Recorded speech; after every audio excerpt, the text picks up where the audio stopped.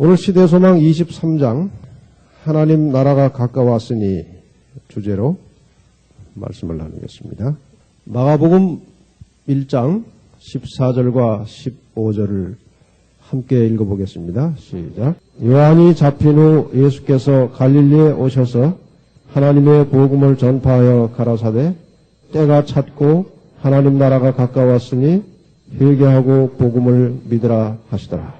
지난 화요일에 저희가 그 요한의 투옥과 죽음에 대해서 공부를 좀 하셨습니다. 요한이 잡힌 후에 예수님께서 그 선교 지역을 옮기셨다고 그랬습니다. 어디로 가셨다고 그랬습니까? 요한이 잡힌 후에 예수께서 어디로 오셔서? 갈릴리에 오셔서. 여기 지도를 잠깐 보겠습니다. 뭐 공부할 때마다 가끔 드리던 말씀입니다만은 이스라엘이 아랫지역이 유대고 이 안에 이제 예루살렘과 베들레헴 같은 것은 이 아랫부분에 있습니다. 요 중간이 사마리아고 이 위에가 이제 갈릴리입니다. 예수께서 이 유대에서 봉사를 하시다가 지금 어디로 가셨는가 하면 갈릴리로 가셨습니다. 이 배경에 대해서 잠시 시대소망의 설명을 좀 보겠습니다. 예수님께서 이 땅에 오신 그 초림의 소식, 메시아의 오심이 반포된 지역은 유대 지방이었습니다. 유대 지방에 있는 예루살렘 성전에서 메시아의 길을 예비할 자 요한의 탄생이 그곳에서 예고가 되었고, 유대의 베들레헴 언덕에서 천사들이 목자들에게 예수님의 탄생을 선포했습니다. 유대의 예루살렘으로 동방 박사들이 탄생하신 예수 그리스도를 찾아왔었던 것 우리가 잘 알고 있습니다. 유대에 있는 예루살렘 성전에서 시므온과 안나 선지자가 아기 예수의 신성에 대하여 증거하는 글이 또 신약성경에 나와 있고, 유대와 예루살렘이 침례 요한이 힘차게 외치는 예수 그리스도의 초림의 기별, 천국이 가까웠다고 하는 그 기별을 먼저 전했고 먼저 들었습니다. 유대에서 예수께서 그의 첫 제자들을 택하시고 부르시는 일을 하셨고, 예수님의 초기 봉사 대부분이 유대에서 이루어졌습니다. 이렇게 예수님께서 유대 땅에 하늘의 기별을 증거하시고 그 유대 지방을 중심으로 모여있는 모든 유대 나라의 지도자들을 통해서 온 세상에 천국 복음을 전파하시고자 하셨습니다. 그런데 불행하게도 이스라엘 백성들이 그 특권을 거절하게 되었습니다. 만약에 이스라엘의 지도자들이 예수 그리스도를 겸손하게 영접하고 정말 진실하게 그의 말씀에 순종했었다면 온 세상에 복음을 나누어주는 큰 영광과 영예를 얻게 되었을 것입니다. 그런데 예수님에 대한 유대 지도자들의 그 시기와 불신이 결국은 증오심으로 변했고, 결과적으로 예수 그리스도를 국가적으로 거절하는 큰 불행을 갖게 되었습니다. 그 결과 이스라엘 유대인들은 2000년 가까이 1900년 이상 나라 없는 서름을 받으면서 온 세상에 흩어져서 살 수밖에 없었습니다. 수많은 유대인들이 억울하게 죽음을 당했습니다. 아주 불행한 시대를 살았습니다. 하나님께서 쓰시려고 부름을 받은 사람들이 그 일을 거절했을 경우에는 상당히 결과가 참 비참합니다. 이스라엘 백성들이 국가적으로 하나님의 영광을 드러내고 복음을 전하도록 부름을 받았지만 그것을 거절했을 때에 사단이 이스라엘 백성을 통해서 큰 역사를 하게 됩니다. 제가 그 전에 잠깐 이 프리메이슨이라고 하는 단체에 대해서 설명을 얼핏 드린 적이 있습니다. 꽤 오래됐습니다만은 지금 온 세계의 이 험악하고 정말 비극적인 역사를 뒤에서 조종하는 큰 세력은 이 프리메이슨이라고 하는 단체입니다. 이 프리메이슨이라고 하는 단체는 얼굴을 드러내지 않고 이 모든 정치, 경제, 금융, 또 온갖 범죄 이러한 것들을 뒷조종하는 배후 세력은 거의가 이 프리메이슨입니다. 이 프리메이슨을 주도적으로 끌고 가는 사람들이 유대인들입니다. 제가 이 관련된 서적을 보면서 하나님께서 쓰시려고 했던 계획이 좌절되고 그들이 하나님의 그 섭리를 거절하고 그리스도를 배척했을 때에 그 힘이 사단의 손으로 넘어가서 이 마지막 때에 엄청난 역사를 하게 되는 것을 깨닫게 되었습니다. 사람도 마찬가지입니다. 사람도 우리가 하나님께서 쓰시기 위해서 부름을 받았을 때에 그 하나님 말씀에 순종하지 않고 그 말씀을 따라 살지 않고 자기의 욕심과 욕정을 따라 살면서 말씀을 거절할 때에 사탄의 손에 들어가면 엄청난 일을 또 반대로 하게 됩니다. 영향력이 크면 클수록 그 사람이 가진 달란트와 능력이 크면 클수록 사단이 이용하는 범위는 점점 더 커지는 것입니다. 사도 바울은 정반대의 일을 했습니다. 처음에 사단이 그를 붙들고 썼지만 하나님께서 그를 개심시키셨을 때에 하나님 편에서 엄청나게 큰 역사를 이루어냈습니다. 우리가 하나님께 부름을 받은 이상 끝까지 하나님 편에 충성스러운 종들이 되시기를 바랍니다. 우리가 이 부름을 회피하고 부름을 소홀히 여기고 그래서 자기 되는 대로 살 때 결국 사단이 우리를 붙들게 되면 하나님을 대적하는 일을 할 수밖에 없습니다. 하나님을 대적하는 일이란 꼭 교회를 떠나서만 하는 것이 아닙니다. 교회 안에서도 성령의 역사에 붙들림 바 되지 않으면 하나님을 대적하는 일을 할 수도 있어요. 항상 우리가 주님 안에서 말씀 안에서 주의 부르심을 따라 사시게 되기를 바랍니다. 역사를 보면 이와 같은 일들이 여러 차례 반복되었습니다. 하나님의 말씀을 향해서 진리에 충실하고자 끊임없이 움직이며 노력하지 않는 개인 혹은 집단은 결과적으로 변질돼서 몰락하고 패망하는 역사가 반복되었습니다. 거기 역사를 잠깐 도표로 보십시다. 하나님께서 아브라함을 귀히 보시고 그의 믿음을 인정하셔서 그를 메시아를 탄생시킬 이스라엘의 조상으로 삼으셨습니다. 그를 통해서 번성한 많은 백성들이 결국 이스라엘이라고 하는 국가를 만들게 되었습니다. 예수님께서 이스라엘 백성의 혈통을 빌려서 이 땅에 내려오셨습니다. 그러나 이스라엘이 하나님을 거역하고 배도했습니다. 그리스도를 배척하게 되었고 국가적으로 패망하게 되었습니다. 그러나 하나님 나라의 역사는 어떠한 사단의 방해에도 불구하고 끊임없이 움직이고 계속되고 있습니다. 비록 그것이 약해 보이고 조그마한 힘처럼 보이지만 하나님의 나라는 살아있기 때문에 온 세계 역사를 통해서 끊임없이 움직이고 활동하고 있었습니다. 이스라엘이 국가적으로 패망을 했지만 신실한 주님의 제자들에 의해서 초대교회가 탄생하게 되었습니다. 물론 성령의 역사가 그 속에 함께 있었습니다.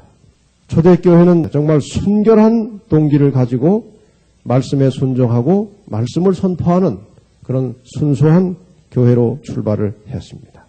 그러나 시대가 흐르면서 교회는 세속화되었고 정치와 결탁하게 되었고 이교의 습관들이 교회로 몰려 들어오면서 타락한 중세교회 역사가 열립니다. 진리의 말씀을 거절하여 수많은 이교의 교리들을 교회 안으로 가지고 들어왔고 하나님 말씀 대신 인간의 전통을 더 높이 세우는 그러한 교회로 타락하게 되었습니다. 결국 배도한 교회가 되었습니다. 말씀을 사랑하는 신실한 개혁자들에 의해서 다시 종교개혁이 시작되었습니다. 개혁자들은 정말 말씀에 불타는 정신을 가지고 진리의 횃불을 높이 들었지만 시간이 흐를수록 그 횃불은 그 후계자들에 의해서 점점 꺼져가고 희미해졌습니다. 개신교회가 변질됐고 타락을 했습니다. 계속해서 말씀에 의해서 개혁을 했어야 했지만 개혁은 중단되고 현실에 안주하게 되고 그리고 교회는 역시 세속화되었습니다. 이렇게 세속화된 교회 속에서 드디어 성경에 예언된 마지막 남은 교회가 탄생하게 되었습니다. 이것이 역사의 지금 계속적인 반복이에요. 그동안 흘러내려온 이 역사의 구조에 의하면 또 다른 단계가 와야 되지만 성경에 나타난 예언에 의하면 결국 이것은 마지막 교회입니다. 더 이상 다른 역사가 반복될 수가 없이 종점에 와 있어요.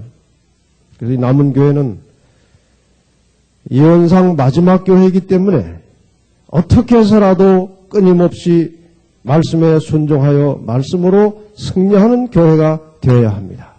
그렇지 않습니까? 라오디게아 교회는 마지막 교회입니다. 더 이상 뒤로 갈 수 없어요. 하나님께서 우리의 마지막 희망을 걸고 계십니다. 혹시 개인적으로는 패배하는 일이 있을지 몰라도 이 교회는 절대로 패배하지 않고 마침내 하나님의 뜻을 이루고야 말 것입니다. 이 교회가 흘러가는 방향과 함께 우리 모든 성도들이 항상 말씀에 순종하고 말씀으로 승리하는 신앙생활이 되시기를 바랍니다. 시대소망 232페이지에 보면 하나님의 음성을 귀담아 듣고 어떤 모양으로 진리가 제시되든지 그것을 받아들일 준비가 되어 있는 자가 드물다. 인간의 본성이 이기적이고 악해서 그런지 어느 시대를 불문하고 이 주어진 하나님의 말씀에 신실하게 따르고 순종하는 사람은 극히 드물어요. 교회 안에도 마찬가지입니다. 여러분과 제가 정말 진정으로 주님을 사랑하고 있다면 주신 거룩한 말씀에 항상 깨어서 순종하면서 사시기를 바랍니다. 말씀을 자꾸 내 생활에 적용시켜서 맞추지 말고 나의 삶이 늘 하나님의 말씀에 가까워지는 그러한 삶이 되시기를 바랍니다. 잠언 4장 18절 말씀 보면 우리가 진리를 어떠한 마음가짐으로 대해야 할지 중요한 원칙이 나옵니다. 의인의 길은 돋는 햇볕 같아서 어떻게 된다고요? 점점 빛나서 원만한 광명에 이르거니와 악인의 길은 어둠 같아서 그가 거쳐 넘어져도 그것이 무엇인지 깨닫지 못하느니라. 이건 무슨 말씀인가 하면 의인은 조그마한 하나님의 말씀의 빛을 받을 때 순종하는 것입니다. 순종할 때 또 더 밝은 빛이 오고 순종함으로 나중에는 결국 원만한 광명에 이르게 된다는 말씀이에요. 그런데 어떤 말씀의 빛이 주어졌을 때 그것을 사소한 내 개인의 생활이나 내 개인의 사정에 맞추어서 이렇게 제쳐두면 일시적으로 말씀을 보류하고 순종하지 않으면 더 이상의 밝은 빛이 들어올 수가 없기 때문에 그 다음부터는 말씀에 맞지 않는 생활을 함으로 걸려 넘어져도 넘어졌는지 안 넘어졌는지도 깨닫지 못하게 될 것이라고 그랬어요. 우리가 늘 끊임없이 우리에게 점점 밝게 비춰오는 하나님의 말씀의 빛에 따라서 순종함으로 더 밝은 빛을 따라서 살아갈 수 있는 빛의 자녀들이 되시기를 바랍니다. 우리가 말씀이 올 때 인간적으로 이것저것 다 계산해보고 또 이해관계 따져보고 또 현실적 삶에 조금 어려우면 또 보류하기도 하고 또 여러 가지 인간 관계 때문에 또 보류하기도 하고 이렇게 신앙을 하면 결국 빛은 거두어지고 어둠 속에 살면서 넘어져도 깨닫지 못한다 그 말입니다. 예수님께서 유대 봉사를 잠시 중단하시고 갈릴리로 올라가셨습니다. 갈릴리 사람들은 많이 배우지 못한 사람들이고 또 대체적으로 가난한 사람들이었고 예루살렘의 그 랍비들과 비교하면 아주 초라한 사람들이었습니다. 예루살렘의 랍비들은 아주 갈릴리 사람들을 멸시하고 살았습니다. 멸시했습니다. 그럼에도 불구하고 갈릴리 사람들은 예루살렘의 랍비들보다 더 열성이 있고 더 신실했고 편견의 지배를 별로 받지 않았다고 했습니다. 사람이 많이 배우는 것이 복이 될 수도 있지만 잘못 배우면 그 배운 지식이 저주가 될 수도 있습니다. 그렇습니까? 이런 것은 여러 경우에 적용이 됩니다. 사람이 가난했으면 아무 탈 없이 살았을 사람이 돈 많은 부자가 돼가지고 큰 곤경과 어려움에 빠져서 고생하는 사람이 있습니까? 지금 큰 기업을 하다가 정말 폐가 망신하고 어려움을 당하는 사람들은 그렇게 부자가 안 됐으면 평범하게 아무 고통 없이 살았을 뻔했는데 그 돈 때문에 불행을 가져온 것입니다. 사람이 가능하면 좀 단순하게 사는 것이 정말 인류에게 크게 공헌하는 지식이 아니라면 그냥 적당히 배우고 단순하게 사는 것이 더 큰 복이 아닐까 그런 마음이 들어요. 많이 배우고 머리가 복잡한 사람들은 이 성경 말씀을 그렇게 순수하게 잘 받지 않아요. 그렇지 않습니까? 개 중에는 아주 단순하게 받는 사람도 있지만 대부분의 경우 공부를 많이 한 사람들은 자기 나름대로의 무슨 이 꼴이 만들어져 가지고 좀처럼 진리를 잘 받지 않습니다. 우리 교회 이제 저희가 이제 도와주려고 약속했던 한 사람이 와가지고 여중과 교도소에서 나와서 아주 좀 이렇게 재활할 수 있도록 도와달라고 사정을 해서 저희가 재활할 수 있도록 이렇게 구두를 닦는 기구들을 이제 사주는 일을 했습니다만은 그 사람이 이제 예배 때 들어와서 예배를 같이 점심을 이제 저하고 같이 먹었어요. 근데 본인 말로 자기 국민학교도 못 나왔다 그래요. 근데 점심을 식사를 하는데 참 그동안 밥을 제대로 못 먹어서 그런지 현미밥은 먹어보지도 않았을 텐데 그 현미밥을 이만큼을 2번을 갖다가 금방 먹더라고요. 배가 많이 고팠나 봐요. 근데 밥을 먹고 나더니 저는 아직 요만큼 가져온 걸 아직도 먹고 있는 중인데 그 주방에 가서 그 행주를 하나 가지고 나오고 어디서 이렇게 신문지를 한쪽 가지고 오더니 그 식사 다 하고 난 그 빈 식탁을 막 닦아내요. 제가 그 모습을 보면서 참 단순하다는 생각이 들었어요. 생각이 복잡한 사람이라면 내가 지금 저기 식탁을 이렇게 닦아내면 이게 틀림없이 교회에다 좀 잘 보이려고 속 보이는 일이기 때문에 오히려 역효과를 낼 수도 있다. 그래서 아마 안 닦았을 거예요. 근데 이 사람은 단순한 거예요. 그게 어떤 동기에서 했는지는 모르겠습니다만은 그냥 하는 겁니다. 근데 머리가 복잡한 사람은 그런 일을 안 해요. 괜히 해봐야 속 보이는 일이고. 그래서 어떤 면에서는 그저 가진 것 없이 배운 것 없이 단순하게 사는 것도 어떤 면에서는 축복입니다. 우리가 혹시 가진 것 배운 것 없더라도 이 복음의 말씀을 진심으로 생명의 말씀으로 받고 그리스도를 영접했다면 이 세상에 어떤 사람도 부러울 것이 없어요. 주님 안에서 늘 감사와 만족함이 있게 되기를 바랍니다. 예수님께서 갈릴리에 가신 것은 그 예루살렘의 랍비나 관원들을 피해서 은신하러 가신 것이 아니고 목적을 가지고 가셨습니다. 갈릴리 지방은 그 당시에 인구가 아주 밀집되어 있었고 유대의 다른 어떤 지방보다도 외국인들이 많이 섞여 사는 곳이었습니다. 그래서 이제 서서히 복음의 불씨를 다른 곳에 붙이시고자 하는 그런 의도를 가지고 갈릴리에 가셨습니다. 시대소망 232페이지에 보면 그 갈릴리의 복음 증거하시던 일에 대해서 이렇게 기록하고 있습니다. 세상을 위하여 일찍이 이런 시기가 있어 본 적은 없었다.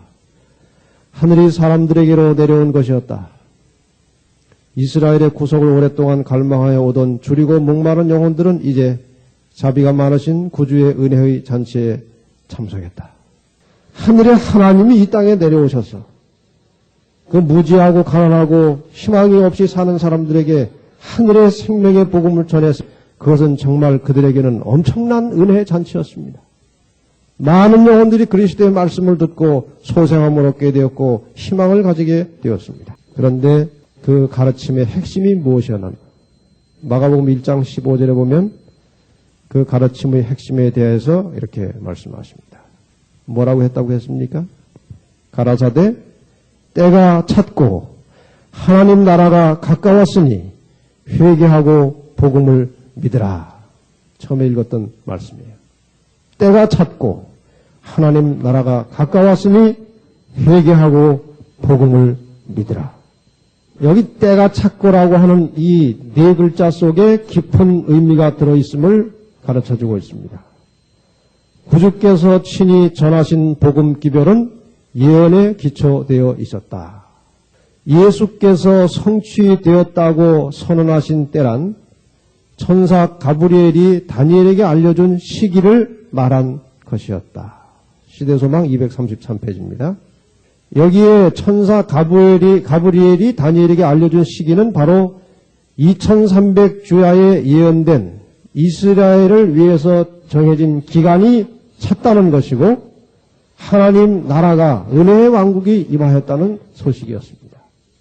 2300주야를 여기서 우리가 상세하게 설명할 겨를이 없습니다만은 다니엘 9장에 나온 2300주야를 다 해석해서 도표로 그려놓으면 지금 자료에 보시는 그런 해석이 나옵니다. AD 27년 기름 부음을 받은 자 곧 왕이 일어날 것이 예언이 되어 있었습니다.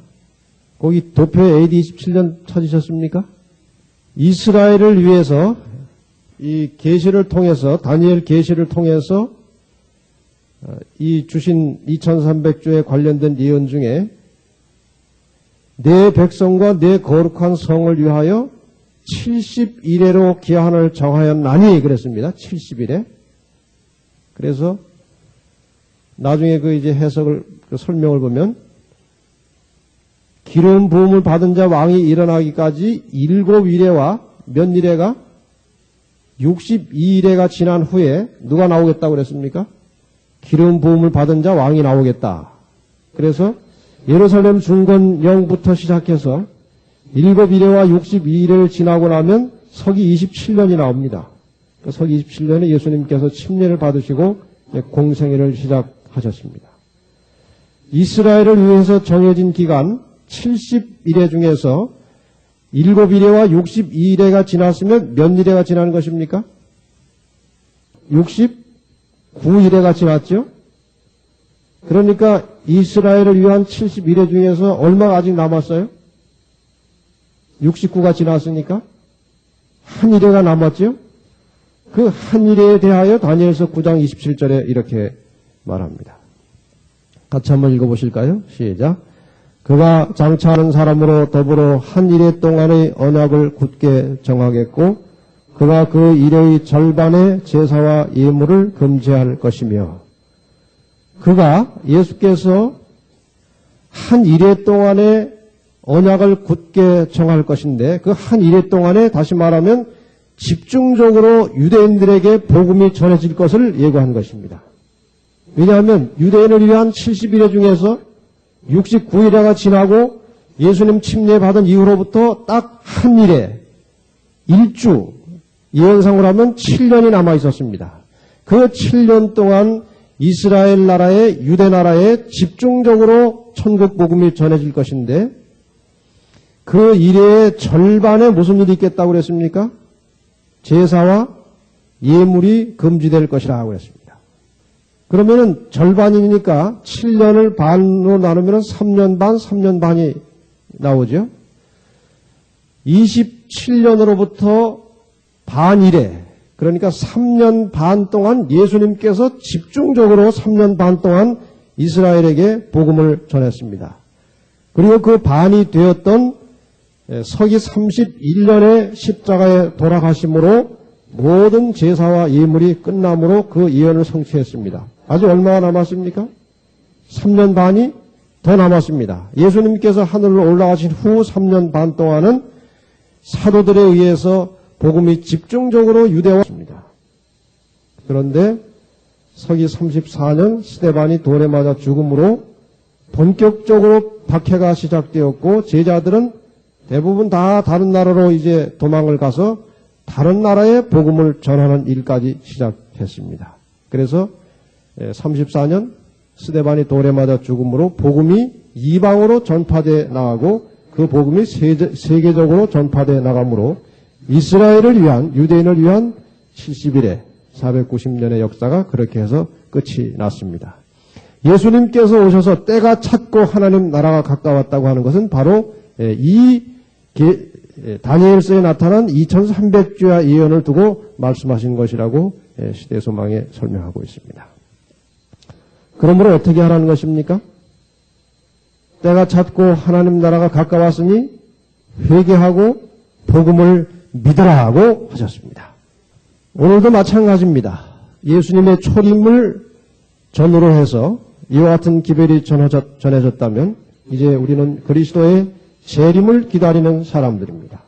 우리는 모두 다 자신을 정결하게 하고 회개하고 생명의 말씀 복음을 믿으면서 주님의 다시 오심을 위해서 깨어 기다리고 준비하는 생활을 해야 할 것입니다. 이 마지막 시대에 우리에게 예언의 말씀이 주어진 것은 큰 축복입니다. 시대소망 234페이지 보면 주 여호와께서는 자기의 비밀을 그 종 선지자들에게 보이지 아니하시고는 결코 행하심이 없으시리라. 오묘한 일은 우리 하나님 여호와께 속하였거니와 나타난 일은 영구히 우리와 우리 자손에게 속하였다. 하나님께서 이런 것들을 우리에게 주셨으므로 경건하고 기도하는 마음으로 예언의 말씀을 연구하면 하나님의 축복이 따를 것이다. 우리가 이 복음을 증거하는 일에 있어서 예수님 당시나 지금이나 구약의 예언, 신약의 예언의 말씀을 중시하고 관심을 갖는 것은 이 복음 사업에 있어서 굉장히 중요한 것입니다. 결국 이 혼란하고 어려운 세상에 마지막에 참된 빛을 비추어주면서 우리 하나님의 백성들을 하늘나라에까지 인도할 안내서는 예언서들입니다. 이 교회가 한때 그 건강전도가 여러 지역에 확산되고 이 건강전도에 대해서 이렇게 많은 사람들이 관심을 가지면서 무슨 말이 잠시 있었는가 하면 예언전도는 한물 같다. 그런 말들이 한 번 돌았어요. 저는 그 말을 들을 때 상당히 그 두려워하는 마음이 있었습니다. 그 마지막 사건들 책에도 보면요. 예수님 재림을 앞두고 우리 그리스도인들이 다니엘과 계시록의 말씀을 깊이 상고하고 연구해야 될 것에 대해서 많이 강조하셨어요. 근데 잠시 그 어떤 건강 전도에 이렇게 바람이 불면서 예언 전도가 한물 같다는 말은 큰일 날 말입니다. 예언은 주님이 오시는 순간까지 힘을 잃어서는 안 될 기별입니다.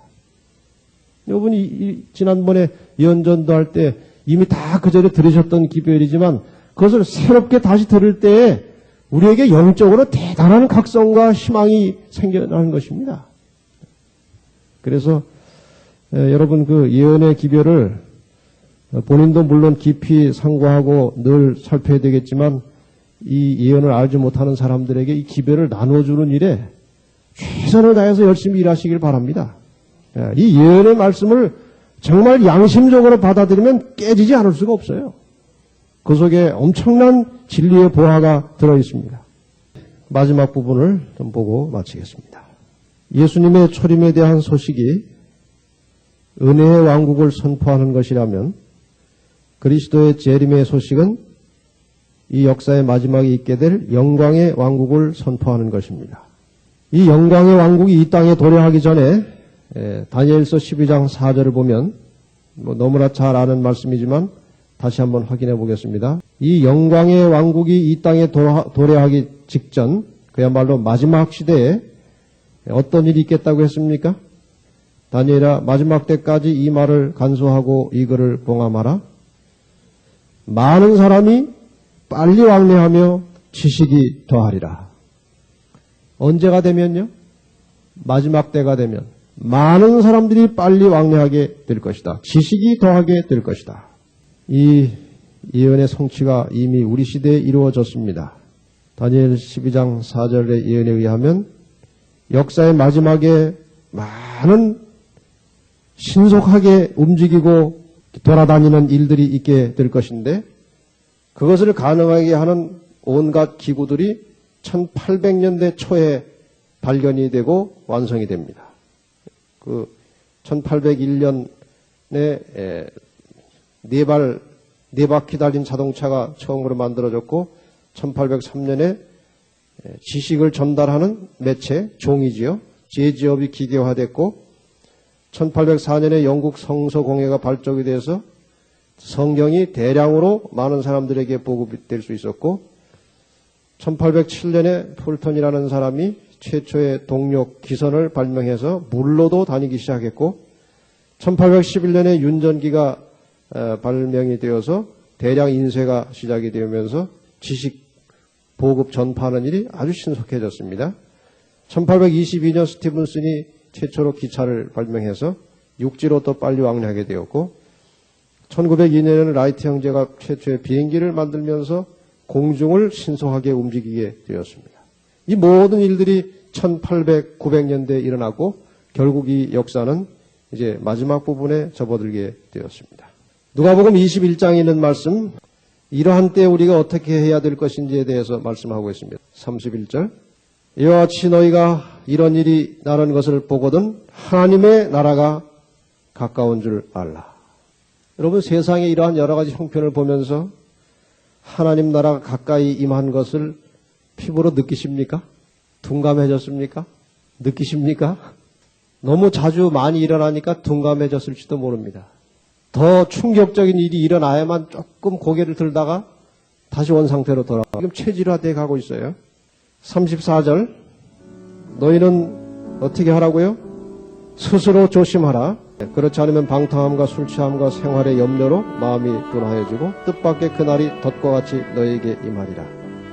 36절, 이러므로 너희는 장차올 이 모든 일을 능히 피하고 인자 앞에 서도록 항상 기도하며 깨어있으라 하시니라. 예수님께서 분명히 오실 것을 믿습니까? 안 믿습니까? 믿습니까? 확실히 믿습니까?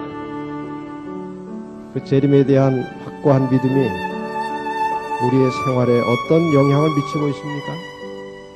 머리로는 믿지만 별로 우리의 삶에 영향을 미치지 않지는 않습니까? 사랑하는 우리 교회 성도 여러분들이시여, 말씀을 사랑하시길 바랍니다. 주님이 다시 오심을 믿으시기를 바랍니다. 그리고 매일의 생활 속에서 주님 만나기 위해서 끊임없이 준비하는 삶이 이루어지게 되기를 간절히 바라면서 말씀을 마치겠습니다.